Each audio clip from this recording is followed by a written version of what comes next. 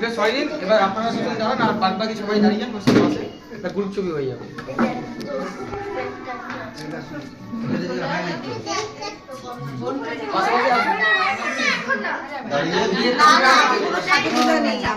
তো এদিকে নিচে বসে আছে মেকআপ আর্টিস্ট। তো ও অর্ধেক সাজতে সাজতেই ওপরে চলে এসেছিল ঘি ভাত দিতে, যেটুকু রিচুয়াল আছে তা বললো সব কয়েকজনকে দিয়েই বললো যে চলে যাও, কারণ সবাইকে দিতে গেলেও লেট হয়ে যেত, কারণ রিচুয়ালটা অনেকটাই বড়, জাস্ট বড় কয়েকজনকে দিয়ে ও চলে গেছে। তো তারপরে আমরা সবাই বসে পড়েছিলাম, মা পিসিরা সবাই মিলে খেতে বসে পড়েছি। তো এদিকে দেখতে পাচ্ছ বৌদিরা, তারপরে আমার দিদির ননদরা সবাই আর কি বসে পড়েছে। দুপুরে খেয়ে দিয়ে আবার বেরোতে হবে সাজবো বলে। আমরা বাড়ি চলে এসেছি সবাই মিলে, এখন সেজে বুঝে আবার যাবো।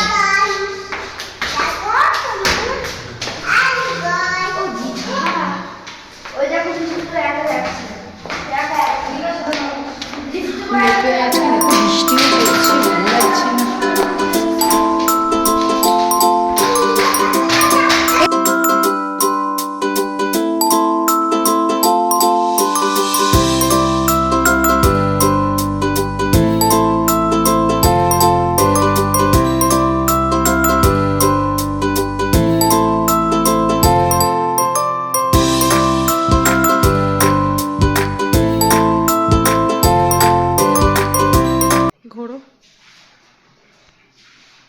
ঘোরো ঘোরো।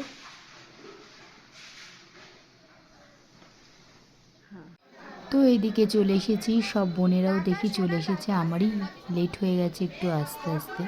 আমরাও যখন ঢুকেছি তখনই বরযাত্রী সরি কন্যাযাত্রীর লোকেরা আর কি ঢুকলো। তো যাই হোক সবাই মিলে বোনেরা মিলে একটুখানি ফটো সেশন চলছিল। তো তারপরে এদিকে একটা ছোট্ট আমার বৌদির মেয়ে, তা ও আমার ভ্লগ দেখেও খুব ভালোবাসে। তো যাই হোক ওর সাথে একটুখানি ফটো তুলে নিলাম, ও বললো একটু ফটো তুলবে আমার সাথে, বললাম হ্যাঁ অবশ্যই। তো যাই হোক ভালো লাগে। তো এদিকে এত ভিড় ছিল, তাই এখানে যেখানে তত্ত্ব সাজিয়েছিল, মানে যে কন্যাযাত্রীরা তত্ত্ব এনেছিল সেই তত্ত্বের ঘরে চলে আসলাম। দেখো তোমাদের দেখাচ্ছি দিয়েছে না দিয়েছে।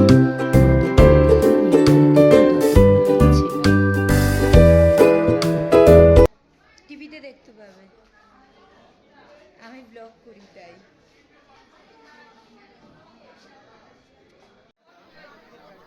তো এই যে আসছে হচ্ছে, এটা হচ্ছে আমার জামাইবাবু, তো আমার দিদির হাজব্যান্ড। তো আমি বললাম আসো আসো একটা ফটো তুলে নিই। তো যাই হোক ফটো হয়ে গেছে তোলা টোলা। এরপরে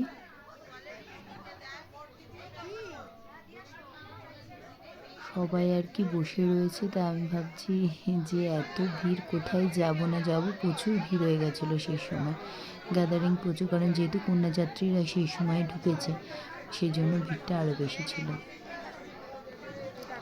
যাই হোক এদিকে পিসিরা বসে রয়েছে, আমার বোনেরা, বোন এদিকে আমার কিছুদিন আগে যে বোনের বিয়ে হলো সে বোন, তার হাজব্যান্ড। তো এদিকে মানে দিদিরই আর কি জ্যাঠতো, তো দিদিরা সব আর কি। এই যে ছেলে এসে বলছে মা পকোড়া খাবে, তো নিয়ে এসেছিলো মোমো টোমো নিয়ে এসেছিলো, তাই বললাম যে না মা খাবো না তুই খা। তো যাই হোক ওইদিকে মেয়ের জন্য যে কিছু আনবো সেটা আনতে পারছি না, কারণ এত ভিড় ছিল ওইখানে স্টার্টারে, ওখানে জন্য যাওয়া যাচ্ছিল না স্টার্টারে। ও তাই বোনের বরকেও বলেছিলাম যে তুমি কি গেছো দেখো তো, তো বলছে না রে ওখানে প্রচণ্ড ভিড় গো, সেই জন্য আর আনতে পারিনি। তো পরে কিছুক্ষণ পরে নিয়ে এসে মেয়েকে দিয়েছিলাম যখন একটুখানি হালকা হয়েছিল। তো জানি না খুব আলোটা কম আসছিলো আর হেজিনেসটা বেশি আসছিলো, বুঝতে পারছিলাম না কেন। তো যাই হোক সবাই মিলে একটু ফটো তুলছিলাম, এদিকে দিদি বোনেরা সব একসাথে, আর ফটো তোলা হয়নি সেরকমভাবে। তো এগুলো হচ্ছে আমার বোন, এরা আমার বোন, এটা হচ্ছে আমার ভাই ছোট পিসির ছেলে। তো বলছে তুই ভিডিও তুলছিস, আমি বললাম যে না তো ফটোও উঠছে তুই চ। তা তোমাদের দেখাচ্ছি কি কি আছে না যে এই যে আমার ভাইয়ের বউ তো দেখতেই পাচ্ছ, এদিকে আমার কাকি পিসিরা সব রয়েছে, বড় পিসি ছোট পিসি, কাকির ব্লু কালারের শাড়ি পরে আমার কাকি, তার পাশে হচ্ছে আমার মা, তার পাশে জামাইবাবু বলেইছি, আর এইদিকে হচ্ছে সবুজ কালারের শাড়ি পরে হচ্ছে আমার সেজো কাকি। তো এইটা আমার সেজো কাকির মেয়ে। তো ওইদিকে আমার পিসিরা, সেজো কাকি, এরা সব রয়েছে। তো যাই হোক, সবাই মিলে একটুখানি বললাম ফটো তুলে নিই, ফটো তুলছিলাম। তো ওই ঘরেই বেশ দাঁড়িয়েছিলাম, কারণ বেশিক্ষণ আর ওয়েট করে নিই। এইদিকে সবার খাওয়াটাও হয়ে গেছে, আমি হালকা কিছু খেয়ে নিয়েছিলাম। আর আমার দুই ভাই, এরা আমার সেজো কাকার ছোটো কাকার ছেলে এরা। তো খেয়ে দে গল্প করছে। এটা হচ্ছে আমার বোনের দেওরের বউ আর কি।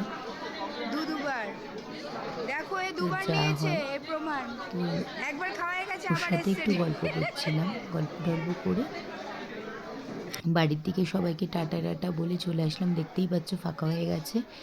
তো বলে টলে সবাইকে বলে টলে বেরিয়ে পড়লাম। আর এদিকে বোনরা বসেছিল, বাট ইচ্ছে করছিল একটু গল্প করতে, বাট কিছু করার ছিল না, কারণ কালকে আবার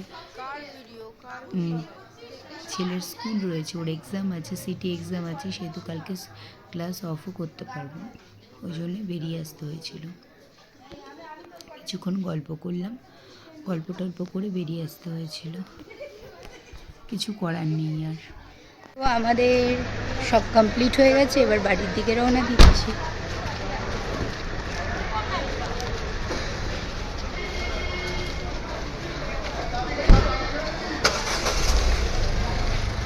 বাপরে,